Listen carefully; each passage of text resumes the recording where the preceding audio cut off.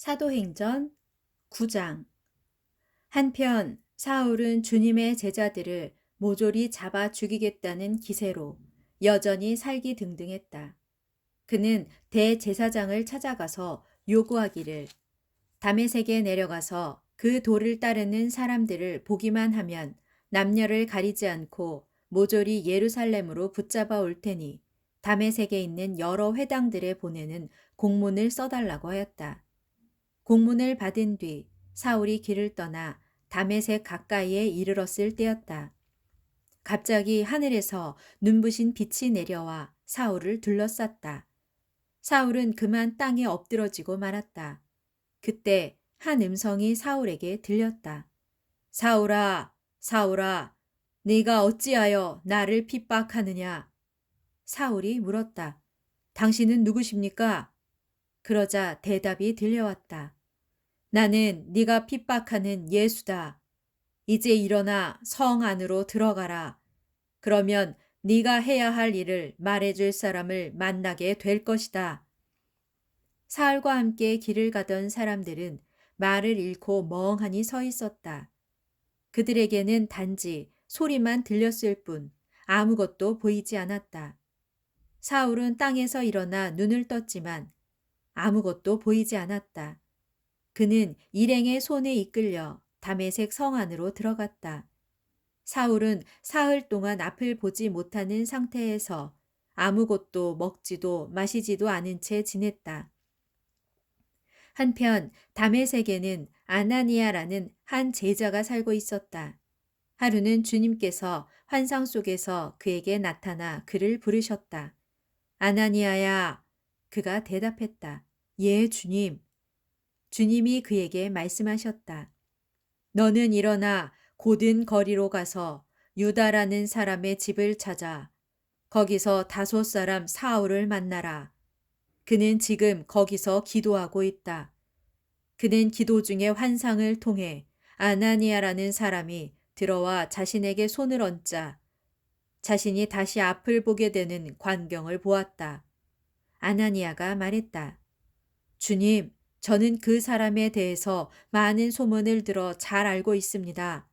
그 사람은 예루살렘에 있는 신자들에게 온갖 해를 끼쳤다고 합니다. 게다가 지금 그 사람은 대제사장으로부터 주님의 이름을 부르는 자들을 모조리 체포할 수 있는 공문까지 받아가지고 이곳으로 왔다고 합니다. 그러자 주께서 아나니아에게 말씀하셨다. 너는 일어나 가거라. 그 사람은 내 이름을 이방 사람들과 그들의 왕들에게 또한 이스라엘 백성들에게 전하고자 내가 특별히 선택한 그릇이다.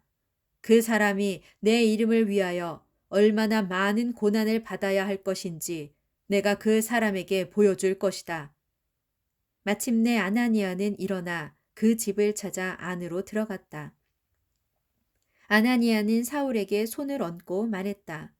사울 형제여, 당신이 이리로 오는 도중 당신에게 나타나셨던 주 예수께서 당신을 다시 보게 하고 또 당신이 성령으로 충만하게 되도록 하기 위해 저를 여기 보내셨습니다. 바로 그 순간 사울의 눈에서 비늘 같은 것들이 떨어지더니 다시 앞을 보게 되었다. 사울은 자리에서 일어나 즉시 세례를 받았다. 그런 뒤 사울은 음식을 먹고 기운을 회복했다. 이후 사울은 며칠 동안 다메섹에 있는 신자들과 함께 지냈다. 그런 다음 사울은 곧바로 그곳 회당에 가서 예수께서 하나님의 아들이심을 선포하기 시작했다. 사울의 말을 듣는 사람들은 모두 자신들의 귀를 의심했다. 아니, 이 사람은 예루살렘에서 예수 믿는 사람들을 마구 붙잡아 감옥에 쳐넣었던 그 장본인이 아닌가? 그가 여기에 온 것도 신자들을 붙잡아 대제사장들에게 넘기기 위해서가 아니었던가? 그러나 사울은 더욱더 힘을 얻어 예수께서 그리스도이심을 힘써 증거했다. 그러자 다메섹에 사는 유대 사람들은 크게 당황하였다. 여러 날이 지난 후 유대인들은 더 이상 그대로 두고 볼 수 없어서 사울을 죽이기로 모의했다. 하지만 사울은 그들의 계획을 알아차렸다. 유대인들은 밤낮으로 사방의 다메섹 성문을 지키며 사울을 죽일 기회만 노리고 있었다. 그러나 어느 날 사울을 따르던 자들이 한밤중에 사울을 광주리에 넣어 몰래 다메섹 성 밖으로 달아내렸다. 다메섹 성 밖으로 도망쳐 나온 사울은 예루살렘으로 올라가 그곳의 제자들과 합류하려 했다. 하지만 모두가 사울을 두려워할 뿐 그가 정말로 예수의 제자가 되었음을 믿으려고 하지 않았다. 그러나 바나바는 사울을 받아들여 그를 데리고 사도들에게로 갔다. 그리고 바나바는 사울이 다메섹으로 가는 도중에 어떻게 주를 뵙게 되었으며 또 주께서 그에게 무슨 말씀을 하셨고 또 다메섹에서 그가 얼마나 두려움 없이 예수의 이름으로 담대히 복음을 전했는가를 사도들에게 상세히 설명해 주었다. 그제야 제자들은 사울을 받아들였고 사울은 제자들과 함께 지내며 예루살렘을 자유롭게 다니면서 주의 이름을 담대히 전했다. 사울은 헬라어를 쓰는 유대인 및 몇 사람과 이야기를 나누고 토론도 했지만 그들은 무조건 사울을 죽이려고 했다. 믿는 형제들이 이 사실을 알아차리고 사울을 가이사랴로 데리고 갔다가 다시 다소로 보냈다. 그리하여 교회는 유대와 갈릴리와 사마리아 온 지방에 걸쳐 튼튼하게 성장하면서 평안을 누리게 되었고 또한 주님을 경외하는 삶과 성령의 위로를 받는 가운데 날로 신자의 수가 늘어났다. 그 무렵 베드로는 여러 지방을 두루 다니다가 룻다에 내려가서 그곳 신자들을 방문하게 되었다. 거기에서 베드로는 애니야라는 사람을 만났는데 이 사람은 8년째 중풍으로 자리에 누워 있었다. 베드로가 그를 보고 말했다. 애니야여, 예수 그리스도께서 당신의 병을 고쳐주셨습니다. 그러니 이제 일어나 당신의 침구를 정돈하시오. 그러자 애니야가 알아 누워있던 자리에서 즉시 일어났다.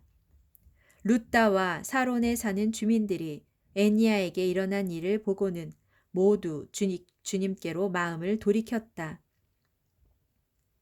욥바에는 다비다라는 여신도가 살고 있었다.